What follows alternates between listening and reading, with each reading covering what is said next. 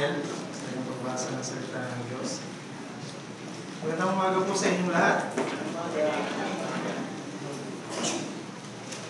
Gusto ko mag-share sa inyo ng isang kwento. Ito po ay isang true-to-life story patungkol sa isang babae na nagngangalang Mary.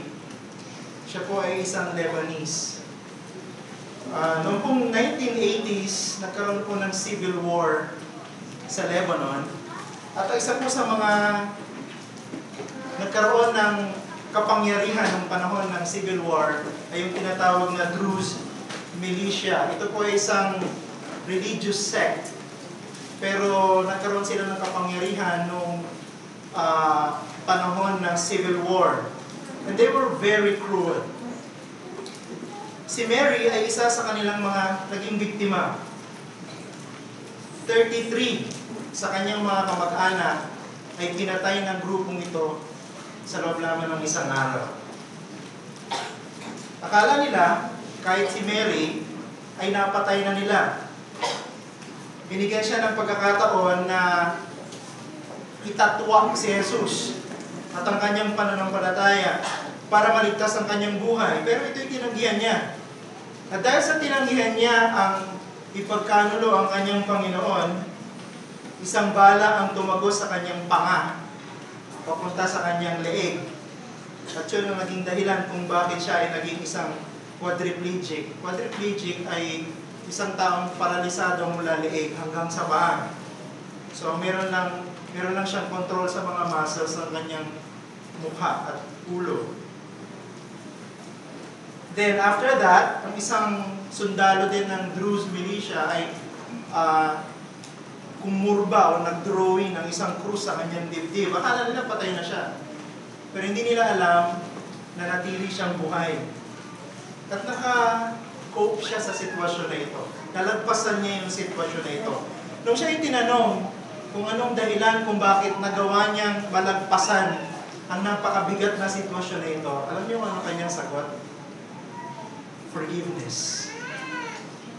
Forgiveness. At ang sabi niya ay ganito, kaya kong patawarin ang lahat ng aking mga kaaway sapagkat ako ay pinatawad din ng aking Panginoong si Jesucristo. At hinahanap ko maging sa panahong ito, yung lalaki o yung mga lalaki niya na gumawa nito sa akin. Dahil gusto kong sabihin sa kanila na handa ko silang patawarin. Ito pong kwento na ito ay extraordinary in many sense.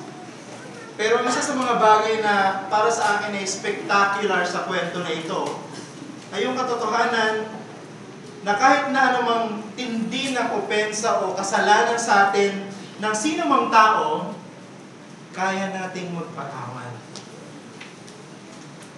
At para sa ating mga tao ng Diyos, para sa ating mga totoong mananampalataya, forgiveness is made possible because of what Christ has done for us. Kaya nating magpatawad ng kahit na sino mang taong makagawa ng kahit gaano katinding kasalanan sa atin, sapagkat tayo rin naman ay nakaranas ng pagpapatawad mula sa ating Panginoong Jesucristo. Itong paksa o usapin na ito ay hindi mawawala ng relevance. Kahit sa anong lugar, kahit sa anong panahon. Bakit? Because forgiveness is something we all need. Kailangan nating lahat ang pagpapatawad. At kailangan nating ibigay ang pagpapatawad sa lahat ng humihingi nito sa atin. Dalawang bagay po yung gusto kong makita natin mula sa binasa sa atin ni Brother Bledel. Una, forgiveness when practiced in moderation becomes unbecoming. Titingnan po yun. Forgiveness, when practiced in moderation, becomes unbecoming. Pagka po nilagyan natin ng limitasyon ang ating pagpapatawad, hindi na po ito ang itinuturo sa atin ng salita ng Diyos. Pangalawa, forgiveness, when motivated by mercy, becomes unrestrained. Forgiveness, when motivated by mercy, becomes unrestrained. Kung ang pagpapatawad ay dahil sa awa, hindi ito kailangan bigyan ng limitasyon. Tingnan po natin yung una, forgiveness, when practiced in moderation, becomes unbecoming. Sa verse 21 yan, ang binasa sa atin kanina. Pagkatapos ay lumapit si Pedro at sinabi sa kanya, Panginoon, pakailang ulit magkakasala ang aking kapatid laban sa akin at siya aking patatawarin. Hanggang sa makapito ba? Now the question na ito ni Peter ay kailangan po nating maintindihan na bunga ng kanilang diskusyon from verse 15 hanggang verse 20. Dito po sa chapter 18 ng Matthew. At alam natin kung ano yung paksa ng 15 and 20 na ito.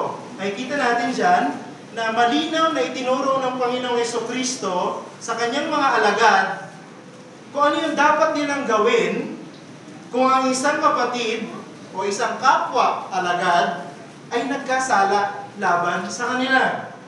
Sa madaling salita, ito yung ini-expect sa atin ng ating Panginoon na normal na reaksyon. Tamang pagtugon. At ito yung dapat na maging karakter ng ating buhay bilang mga tao ng Diyos. Kung paano natin dapat ituring ang isa't isa pagka mayroong conflict. Siguro dalawang bagay gusto kong i-share about conflict na may kinalaman sa paksa natin. Una, conflicts cannot be disregarded. Hindi natin pwedeng ipagwalang bahala ang conflict o hindi pagkakasundo o yung alitan. Kung sabihin natin, away sa pagitan ng mga magkakapatid sa Panginoon. Our Lord knows exactly na ito pong bagay na ito ay nangyayari sa buhay ng mga mananampalataya sa loob ng church. Alam ng Panginoon na kahit Christians na, hindi pa rin nagkakaintindihan, nagkakaalitan pa rin, nag-aaway pa din. And that is the reason why ang ating Panginoong Jesucristo ay nagbigay sa atin ng malinaw na mga stipulation sa Biblia kung paano natin re-resolbahin ang mga conflict na yan. Alam ng Panginoon na pagka pinagwalang bahala mo ang conflict, it will become lethal. Pag hindi mo pinansin ang conflict na ito, pwedeng lumikha ito ng maraming mga seryosong problema sa loob ng iglesia. Kaya ang Panginoon mismo sa verses 15 to 20 ay nagbigay sa atin ng mga stipulation o pamamaraan kung paano natin i-approach ang mga ganitong sitwasyon. Pangalawa, conflicts can be resolved. We need to realize, mga kapatid, na kahit mga ligtas na tayo dahil sa biyaya ng Diyos, ang kasalanan ay nananatili pa rin sa ating katawan. At napakaraming mga factors na pwedeng maging dahilan ng conflict. Hindi na natin iisa-isahin. Kasi alam ko na alam nyo na yan. Napakaraming factors para pagmulan ng hindi pagkakaintindihan. Napakaraming factors. Kung may mga pamilya na kayo, alam niyo ibig sabihin, sa loob lang ng pamilya, sa pagitan ng inyong mga anak, napakaraming factors na pwede na ng pag-awayan. At yung totoo, yung conflict na ito, nangyayari sa loob ng church. Sa pagitan ng mga parehong mga Kristiyano. Hindi po natin inihikayat na magkaroon ng conflict. We are just saying that conflicts do happen. Nangyayari talaga yan. We do not encourage it. Pero meron tayong dapat gawin pagka merong conflict. We must approach it. We must resolve it. And the only way to resolve them, sabi ng Panginoon, these are not my words, sabi ng Panginoon, through loving confrontation and unrestrained forgiveness. Pag may conflict sa pagitan ng mga magkakapatid sa loob ng iglesia, dapat mayroong loving confrontation, babalansin natin ang unreserved forgiveness. That's the only way para ma-resolve natin ang conflict. Pero kung papansinin niyo po dito, pag umatras pa kayo ng konti, dun sa verse 10 hanggang verse 14, ang Panginoong Jesucristo mismo nagsabi sa atin na yung mga kapatid natin na nagkakasala sa atin ay katulad ng mga naliligaw na tupa. Verse 10 hanggang verse 14. Now, Hindi po ibig sabihin na nawawalang tupa dito, naliligaw na tupa dito ay yung mga hindi Kristiyano. Yung metaphor na yan ay common sa Biblia. Pero dun sa verse 10 hanggang verse 14, I don't think ang tinutukoy ng Panginoong Jesucristo dito ay hindi mga ligtas na tupa. Bakit? Sapagkat dun sa verse 12, makikita ninyo that all of the sheep na tinutukoy ng Panginoon belong to the same flock. 100 sheep. So, ibig sabihin, sila yung mga totoong mananampalataya. At yung isa na naligaw, hindi natin sinasabing hindi siya Kristiyano. He is a genuine Christian.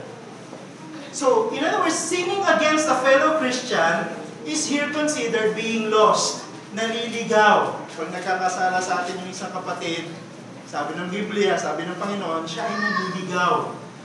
And kung siya ay naliligaw, anong dapat natin gawin? Sabi rin ng Panginoong Jesucristo, leave the 99 and search for the lost one. Anong point ang Panginoon? The highlight of the Lord's teaching is not primarily on the circumstances why that sheep got lost. Ang binibigyan ng diin ng Panginoon dyan, kung may naliligaw, o merong isang kapatid na nagkakasala sa kapwa kapatid, dapat hanapin, dapat i-restore. Dapat panumbalikin. Saan? Doon sa 99 sheep.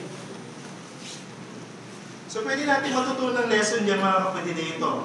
The supreme purpose of church discipline is not immediate separation, but gracious restoration. Yun ang purpose kung bakit meron tayong discipline sa church. Yun yung purpose kung bakit isinulat ng Panginoon ang mga salitang ito sa Biblia. Dahil alam niyang may conflict, nangyayari ito, pero dapat resolbahin ito. Kung may naliligaw, ibalik, panumbalikin. Pero nakaka-amaze po dito sa panuntunan ng Panginoong Jesucristo ay ito. Ito pong restoration is always initiated by the offended party. Kung sino yung nasaktan, siya yung lalapit sa nakasakit para sabihin sa kanyang siya'y nagkasala. And this is totally in opposition to what is really happening even in the church. It is obvious na sa mga susunod na dialogue ng Panginoong Jesucristo at lalo na ni Pedro, restoration can be achieved, pero isa lang ang paraan para may panahuli ang mga relasyon. Pagpapatawad. Forgiveness. Ngayon, pagdating natin dito sa eksena ng ating pong pag-aaralan ngayon, makikita natin si Pedro. Si Pedro yung leader ng mga disciples. At siya yung isa sa mga intuitive. Siya isa sa mga mahilig magtanong. Siya isa sa mga laging namumuna. At dito, makikita natin si Pedro, namumuna na naman siya. Ang sabi niya, meron siyang question and suggestion. Pero ang maganda dito, mga kapatid, kahit na hindi perfecto si Pedro, pero makikita natin dyan na natututo siya sa Panginoong Jesucristo. Isa sa totoong disipulo. Isa sa totoong alagad. Dahil nung nagturo ang Panginoon ng mga panuntunan, paano aayusin ang mga hindi magandang relasyon sa isa't isa, isa siya sa mga unang tumayo, isa siya sa mga unang nagpahayag ng pagkatuto. Sabi niya, ilang beses mo na ba dapat patawarin ang isang nagkasala sa iyo? 7 times ba? Pero kahit na siya ang nanguna, makikita pa rin natin, halatang halata, yung kung tipikal na pangunawa ng mga Hudyo pagdating sa usapin ng pagpapatawad. Para sa kanila, forgiveness is practiced in moderation. Ano ibig sabihin? Hindi po bago para sa mga Hudyo ang usapin ng pagpapatawad. Kaya lang, ang kanilang pagkaunawa at ang kanilang practice pagdating sa pagpapatawad ay impluensyado ng mga turo ng mga tinatawag na rabbi o yung mga teachers of the law. At meron pong isang rabbinic view na nagsasabi ng isang tao na nagkakasala sa iyo, pwede mo lang patawarin 3 beses. Basahin ko po sa inyo. Sabi, if a man commits a transgression, the first, second, and third time, he is forgiven. The fourth time, he is not forgiven. That is the exact teaching of the rabbis. Sa unang 3 pagkakataon na magkakasala sa iyo ang isang tao, at humingi siya ng tawad, patawarin mo. Pero pag dinagdagan pa niya ng isa, hindi na pwede. Para sa kanila yan ang kanilang pagkaintindi pagdating sa usapin ng pagpapatawad. In other words, they put limitation to forgiveness. And then we see yung dramatic scene between the Lord Jesus and Peter. As many as 7 times, alam niyo nung sinabi po ni Pedro yun sa Panginoong Jesucristo, akala niya, nung dinagdagan niya yung 3 ng 4, gracious na siya. Sabihin, ine-expect siguro ni Peter na hindi lang 3 ang sasabihin ng kanyang Panginoon. Siguro lagpas sa 3. Kasi sabi niya, pag dinagdagan ko ng 4, 7, siguro, tama na yun. Kasi 7 is a perfect number para sa mga Hudyo. That should be the perfect limitation for forgiving an offender. Nang sabi ng Panginoong Jesucristo, hindi lang 7. Pero dito, makikita ko po, na gusto ko i-share sa inyo mga kapatid, na yung pong suggestion ni Peter ay impluensyado ng kung ano yung nangyayari sa kanilang lipunan, sa kanilang kultura. Ganun ang tinuro mo sa kanila. Ganun ang kinalakihan nila. Kaya kung ano yung nakamulatan nila, yun yung dapat nilang gawin. Kasi yun ang tama para sa kanila. Yung norms o yung standard of behavior, of culture, nakaka-affect maging sa kanilang behavior bilang mga totoong disipulo. Siguro mayroong mga implication yan para sa atin mga kapatid sa panahon na ito. Ito yan. It is imperative that when the culture collides with what the Bible clearly teaches, culture must give way. Pag ang kultura, kinamulatan, kinagisnan, ay sumasalungat sa sinasabi ng salita ng Diyos, dapat mauna ang sinasabi ng salita ng Diyos kaysa sa sinasabi ng kultura. Sa kultura natin, huwag na tayong lumayo, what usually crashes with this biblical principle ay yung tinatawag na kahihiyan. At itong kahihiyan na ito ay nagiging dahilan para hindi magkasundo. Yung offender at saka yung offended, parehong ginagamit yung kahihiyan. Kaya pag ginamit yung kahihiyan, imbis na sila yung magkasundo, napipigilan ang pagkakasundo. Dahil sa kakahihiyan. Culture or tradition should not dictate how we should treat each other in the church, especially in this area of resolving conflict. Mga kapatid, pagdating sa usapan ng relasyon natin sa loob ng church, hindi kultura ang nananaig. The authority of the Word of God should stand supreme, not only in our understanding of doctrines. Tayo po sinasabi sa small groups namin pagka kami nag-meet, we must believe, what we believe must be consistent with how we live. Kung yung alam nating totoo na itinuturo ng salita ng Diyos, dapat sinasapamuhay natin. Hindi pwedeng magkasalungat ang alam nating sinasabi ng Biblia at yung ginagawa natin sa ating buhay. Ito pong usapin ng pagre-resolve ng conflict ay malinaw na binigyan ng Diyos ng stipulation sa Bible. Kung nakasulat sa Biblia, dapat sundin. The most practical outworking of this application or knowledge of Scripture is in forgiveness. Dito natin masusukat. Ito yung tinatawag ng litmus test para sa mga mananampalatayang alam ng doktrina sa usapin ng pagpapatawad. Ikaw, kapatid, tanong ko sa iyo, paano mo tinitingnan ang usapin ng pagpapatawad? Ikaw ba'y naniniwala din na ang pagpapatawad ay masyadong napakahalaga? Like, hindi ko ito dapat ibigay sa sino mang taong humihingi nito ng basta-basta. Ganyan ba ang pananaw mo pagdating sa pagpapatawad? Baka naman meron kang isang tao na naiisip ngayon na dapat mong patawarin. At maaaring siya humihingi ng tawad sa iyo. Pero bakit hanggang ngayon? Ayaw mo siyang patawarin. O baka naman ikaw, meron kang kasalanan sa isang kapatid sa iglesia. Bakit hindi ka lumalapit sa kanya para humingi ng tawad? Di ba sabi ng Panginoon sa Ephesians 4:26, do not let the sun go down on your anger. Alam niyo kung ano yung ibig sabihin nun? Be reconciled as soon as possible. Yun lang ang ibig sabihin nun. Kung meron kayong hindi kasundo sa loob ng iglesia, huwag nyo lang patagalin.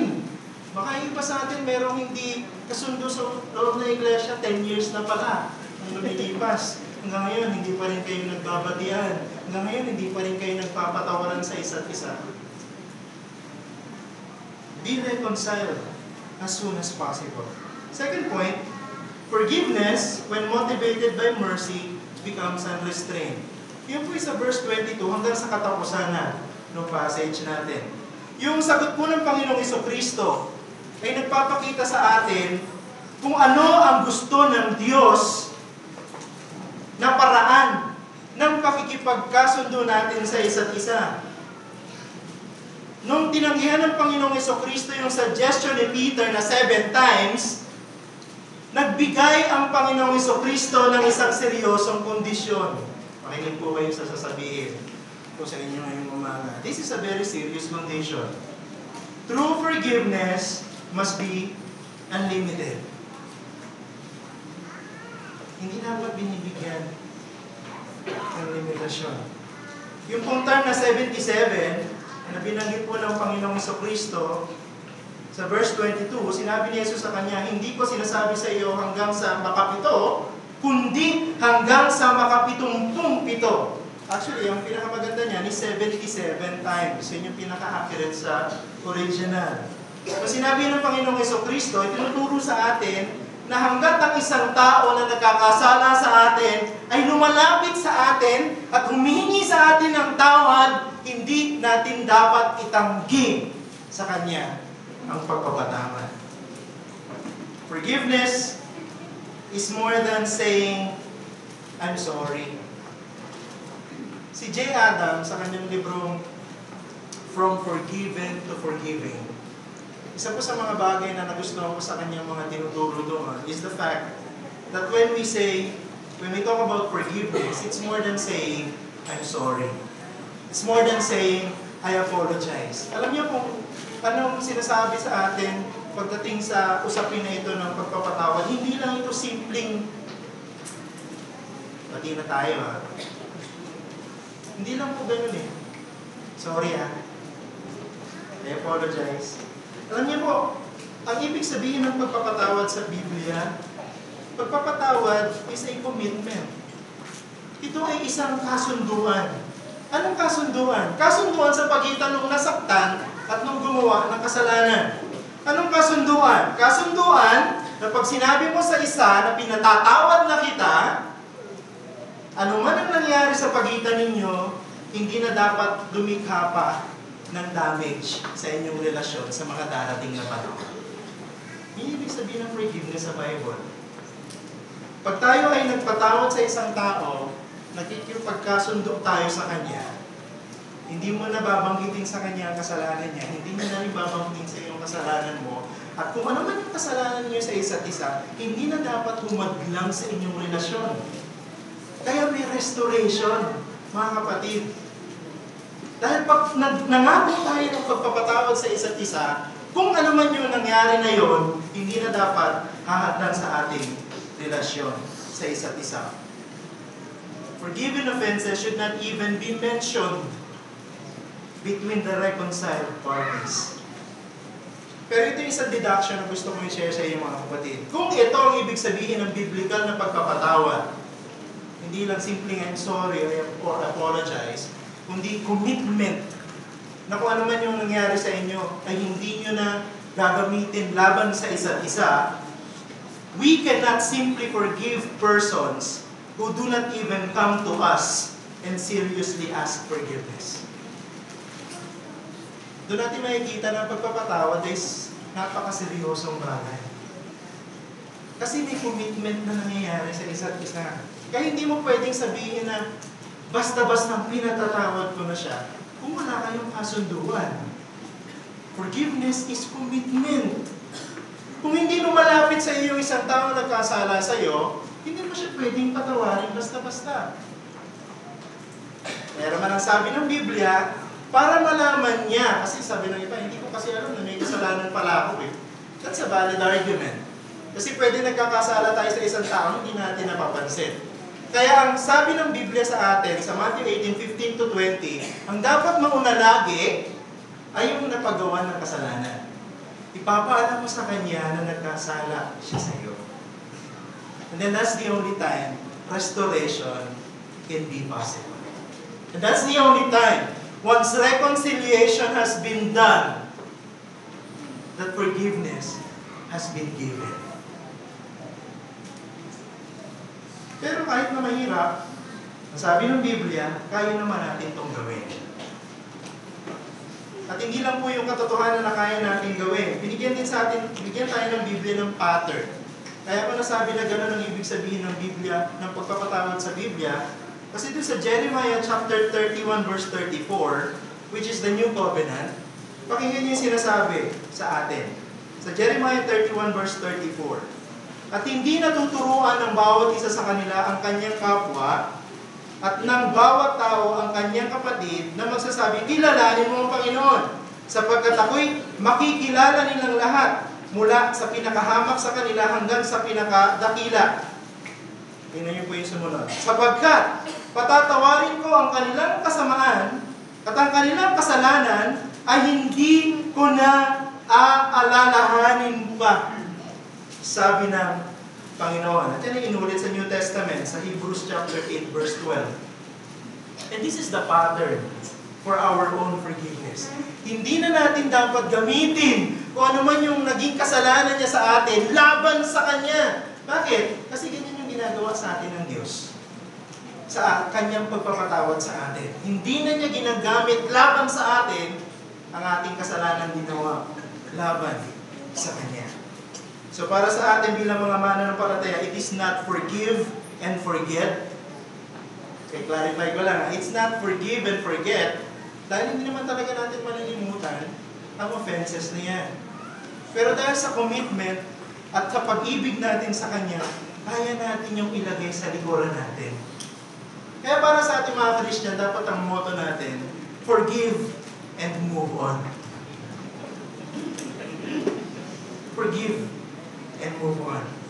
Now, this parable, and any other parable for that matter, was intended to communicate a single spiritual lesson.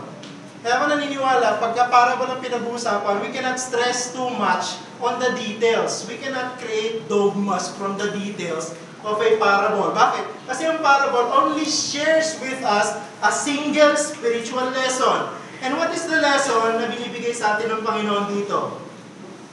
Those who have experienced God's grace and forgiveness cannot refuse to forgive others. That's the only lesson of that parable. Kung tayo ay nakaranas ng biyaya ng Diyos, nung tayo ay Kanyang pinatawad sa ating mga kasalanan, hindi tayo dapat tumanggi sa ating kapatid kung siya humingi sa atin ng tawad. Dapat tawarin siya. And this is established to us by the irony demonstrated by the unforgiving servant. So 23 hanggang sa 27. Alam niyo po, napakaseryoso ng kasalanan ng alipin na ito, that the only first option na dapat gawin ng isang taong pinagkasalanan niya is justice.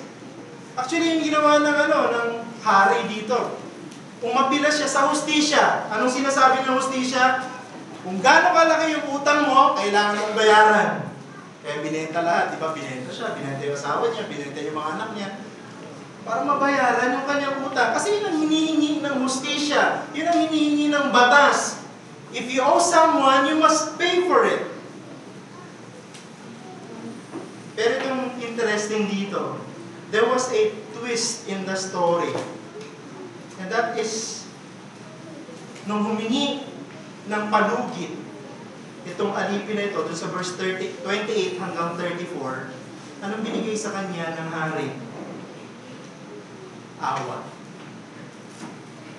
Hindi lang siya binigyan ng palugit. Ang ginawa ng hari sa kanya, pinatawad ang lahat ng kanyang utang.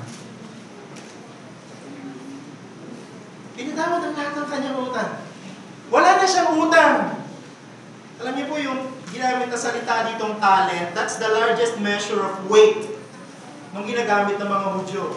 So siguro kung kukwentahin natin sa panahon natin, yung utang niya umaabot ng billions. At kahit siya hindi niya kayang bayaran in his lifetime, kaya nung humingi siya ng palugit, sinabi niya, babayaran ko po lahat yan sa abot ng aking mga kaya. Totoo naman, hindi niya kayang bayaran yung kanyang utang. At alam nung hari yun. Kaya instead of extending extension, or giving extension, the king extended mercy. Naawa sa kanya. Kinalimutan ang lahat ng kanyang utang. But the problem is, nung nakaalis na siya sa presensya ng king, na nakita siyang isang alipin na may utang din sa kanya. At yung utang ng alipin na yun, mas maliit kumpara sa kanyang utang. Pero alam naman natin ang story, ayaw niya pumayag na hindi siya bayaran. At nung nalaman ng hari, yung ginawa niya sa kanyang kapwa alipin, yung hari na yun, sobrang kanyang galit. And we know the story. Pinahuli siya, pinadampot siya, at nung nag-usap sila, this is the highlight of that scene sa verse 32 at 33. Basahin ko po sa inyo. Kaya nakita ng mga kapwa alipin ang nangyari, sila ay labis na nabahala. Umapila sila, umalis sila at isinumbong sa kanilang Panginoon ang lahat ng nangyari. Verse 32, 33, ito yung highlight.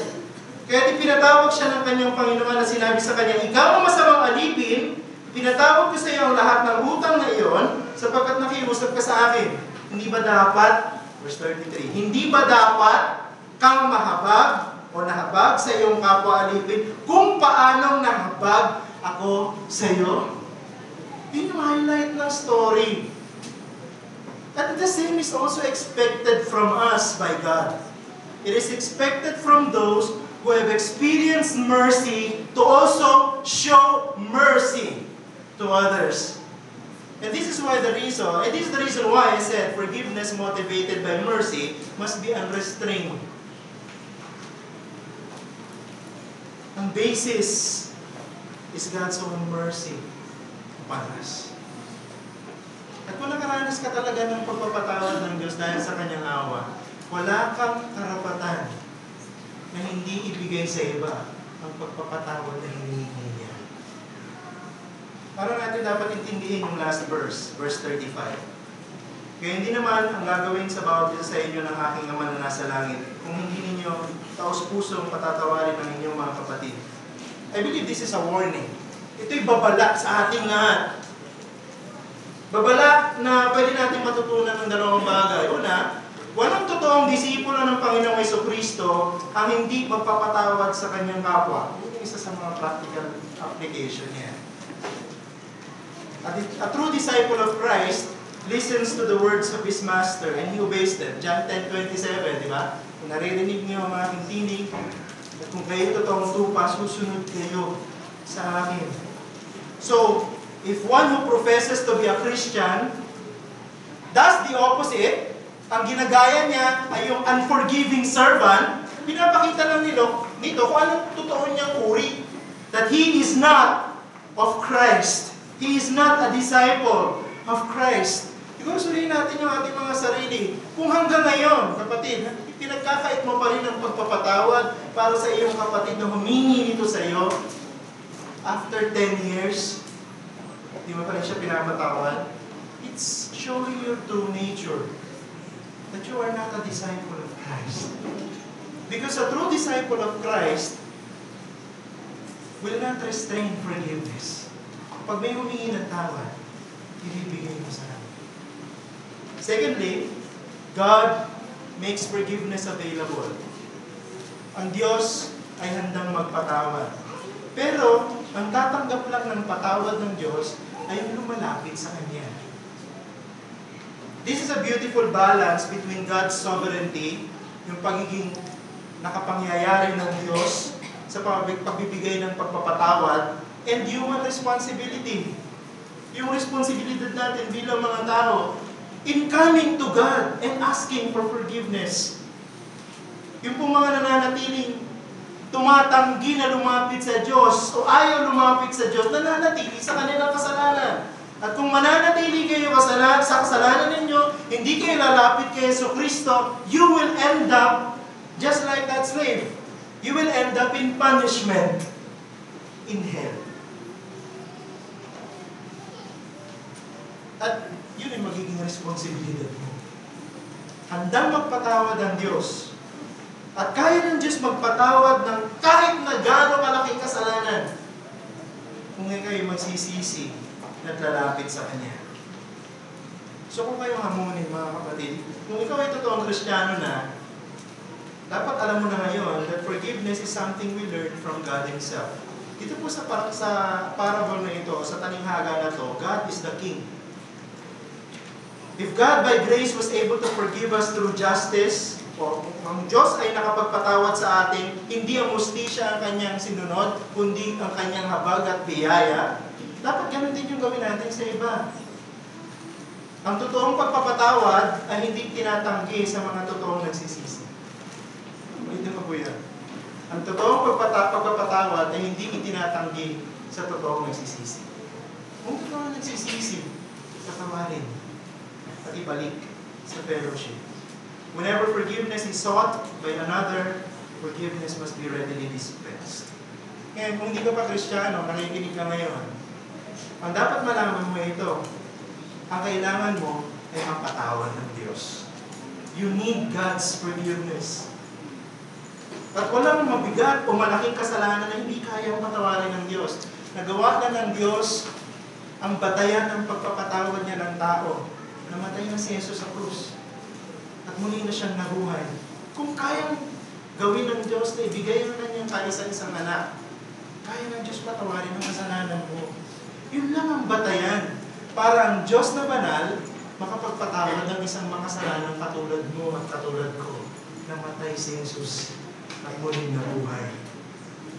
Pero kung mananatili kang tumatanggi sa pangailangan ng kapatawaran, ikaw din nangaani ng sariling kaparusahan. At ang kaparusahan na yan ay magiging responsibilidad mo sa harapan ng Diyos. Manalangin po tayo. Aming Ama, kami po ay nagpapasalamat sa paalaala po ninyo sa amin sa inyong salita. Ito po ay isang paksang hindi nawawala ng relevance sa panahon namin, lalo na sa church. And these principles ay para sa mga totoong mananampalataya, first and foremost.